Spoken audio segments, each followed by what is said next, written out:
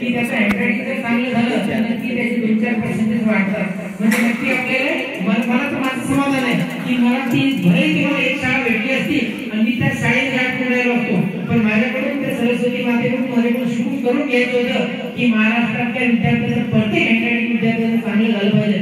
आणि मी तर एकच म्हणतो की तुम्ही घरी काय करता याच्यापेक्षा घरी आपला विद्यार्थी आल्याच्या नंतर त्याला आज काय केलं हे फक्त पालकांना फक्त त्याला विचारणं गरजेचं आहे. आणि मोबाईल मध्ये एकच आहे, मोबाईल मध्ये बरेचसे विद्यार्थी अडकलेले आहेत. मोबाईल थोडा दूर करा, मोबाईल दूर करा म्हटलं तर आई खाली मोबाईल जवळ करायला त्याच्यामुळे विद्यार्थी जवळ करायला मोबाईल.